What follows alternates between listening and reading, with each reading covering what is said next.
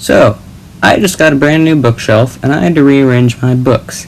This made me contemplate why I have so many darn books, particularly Tintin books. Honestly, I don't know where I got them all from, they just sort of piled up over the years. But what matters is that I have a bunch of Tintin comic books, and I am going to read them all and explain the plot and characters and setting and all sorts of other fun stuff like that. This is going to be a 3-part series, just because if it wasn't, then it would be super long. So in the first episode, I'll go over the worst of the Tintin books, in the second, the mediocre to good, and in the last one, I will go over the great Tintin books. So watch out for videos number 2 and 3 in the future. Just a quick run through for those of you who don't know. Tintin was a comic strip created by Belgian author Hergé and was translated to French and then to English. The first Tintin books were all funded by a newspaper that was extremely far-right and very anti-communist and very racist. These themes run pretty heavily in the first few Tintin books, but die off pretty quickly, thank God. But just to be sure, I'm going to put a little problematic meter in the corner for each book, just to show what you should be prepared for. I'll give all of them a ranking from 0 to 10, 0 being it's alright, and 10 being oh my god, who the hell made this? So yeah, just keep that in mind while I'm talking about these. So yeah. Before we begin, I would also like to go over some of the characters in the books, just so that I don't have to explain who they are later, because it would be very confusing if I was just talking about random people, for people who are new to the series. Tintin, who is the main character, is a Belgian reporter who is sent around the globe on various reporting jobs for the newspaper he works for, which is called Le Petit Vintage Mai. I can't speak whatever language that is. And he has a habit of uncovering money laundering schemes, drug running operations, and diamond heists. Tintin is aided by his dog Snowy, who is surprisingly helpful and usually helps Tintin out in some way or another when he is in trouble. Captain Haddock is Tintin's great friend and suspiciously rich sea captain. He's also pretty helpful, loves to drink, and has a variety of PG-rated swear word catchphrases. Professor Calculus is a friend of Tintin who shows up occasionally and is a genius who is mainly used to create bits of technology that are relevant to the plot.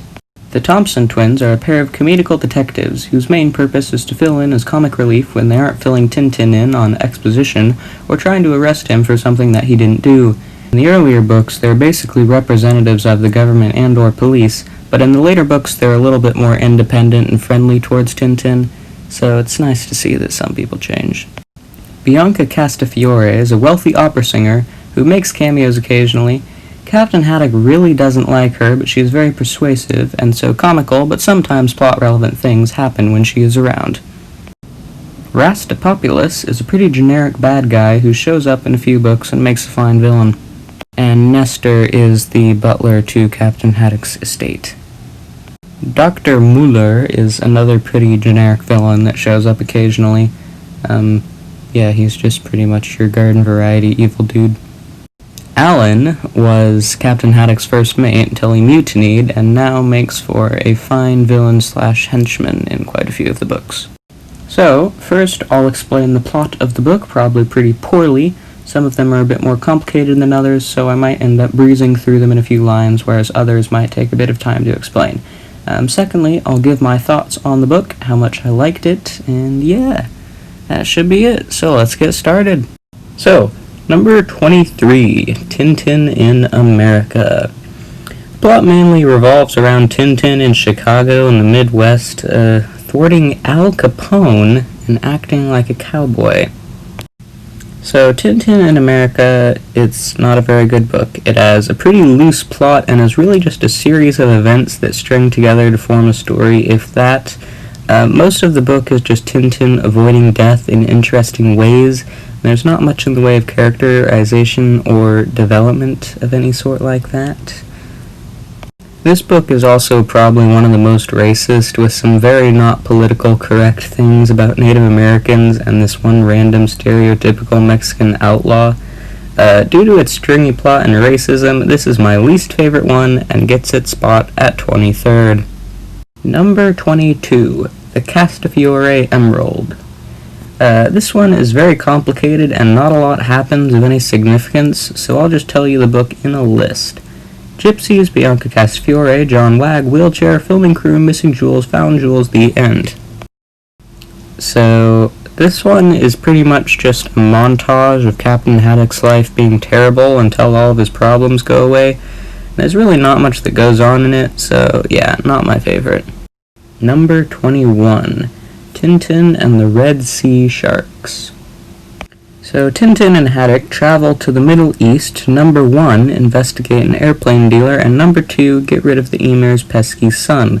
So they almost get killed a few times, meet a few friends, and end up stranded at sea with an Estonian named Skut, who shows up in another book later on. And they're captured by Rastapupulus, who happens to be sailing by on his yacht. After a long sea battle, they all return safely home and live happily ever after forever with no chance of going off adventuring again. This one's a bit more complicated than I like, and sometimes it doesn't really make much sense why they're doing the things that they're doing and going where they're going. However, the sea battle at the end is pretty cool, so not a great book, but it has a little bit of a silver lining. Number 20. The Blue Lotus. Tintin goes to China and decides to help a group called the Sons of the Dragon, who are a secret society that battle opium. Their nemesis is a Japanese guy who poisons people with poison juice, and Mr. Gibbons, who is just a racist jerk, tries to have Tintin arrested. The Japanese invade China for seemingly no reason, and Tintin befriends a young boy named Chang Chong Chen, finds the Thompson twins. They are captured by Rastapupulus, who is behind everything the whole time.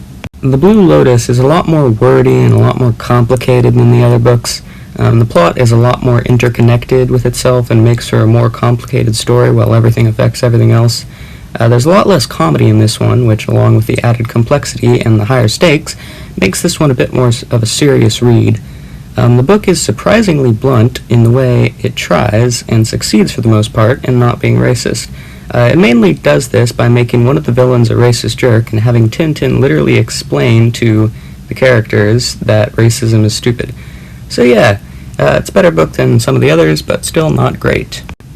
Number 19. The Cigars of the Pharaoh. Tintin gets into trouble in Egypt with a mysterious drug smuggling operation, the Thompson twins, a local military government, a hypnotist, a mental hospital, a tiger, and a cult that looks like the purple KKK. The Cigars of the Pharaoh is a pretty good book. The plot and action is pretty good, and it's not as Tintin escapes death over and over again as some of the other ones, which is nice. It has a problematic meter on 10 out of 10, which is quite problematic, and is probably one of the worst of them in that regard. But we do get to see a lot of interesting locations, but there's never really that much tension, and there's no definitive climax. So yeah, it's alright. It's really not that good, though. Number 18. The 7 Crystal Balls. This book is the first part of a 2-part series, along with The Prisoners of the Sun. I will be ranking them together just because it makes things easier to explain. A bunch of archaeologists break into an Incan tomb, and a curse is afflicted on all of them that Tintin must put a stop to. That's all about I need to say to summarize this book. There are some interesting things in there too. There are a few fireballs, some wicked-looking skeletons, Professor Hercules, and a lot of intrigue, and a wee bit of magic. The Crystal Ball is an alright book. I don't know why, but I just never really found this one that interesting. I think it might be that Tintin and Captain Haddock don't have much at stake in it until Calculus gets kidnapped, or maybe it's the lack of a visible bad guy or opposing force for the majority of the book. But yeah, it's an alright book. Number 17. The Prisoners of the Sun. The sequel to The 7 Crystal Balls, The Prisoner of the Sun, starts off in Peru, where Tintin and Captain Haddock, as well as the Thompson twins, are chasing after Professor Calculus and wind up going into the mountains and getting captured by Incans. But they escape using trickery and a solar eclipse and rescue the professor. The Prisoners of the Sun has a very interesting beginning, but it doesn't get resolved very well, which kind of takes away from the overall book. So yeah, it's kind of an alright book with a few interesting bits. Number 16. The Broken Ear. Tintin investigates a stolen statue using a parrot and finds his way to a made-up Central American country where he is decorated as a war hero, almost gets killed by natives, and ends up finding the statue in the end. For most of the book, he is chases down, these 2 Spanish-speaking guys, who also want the statue. This one is pretty good. It doesn't really shine in any one particular area, although the settings, conflicts, and characters are a little bit more interesting than average. But yeah, this is a pretty regular Tintin book. Number 15, The Land of Black Gold. Tintin and the Thompson twins discover a plot about sabotaging an oil company and travel to the Middle East to stop it. They find that Dr. Muller, of all people, is behind it, and they rescue the local ruler's prankster son and stop him. The Land of Black Gold is a pretty fine book, but I think the plot would have been better suited for an action-packed Amazon original TV show, and could have been better written and edited to be more like a Tintin book. But anyways, that was the last of the bad Tintin books. The next video will be on the good Tintin books, and the ones after that will be the great Tintin books. So look out for those. But yeah, this has been Widdershins, and I hope you have a lovely day.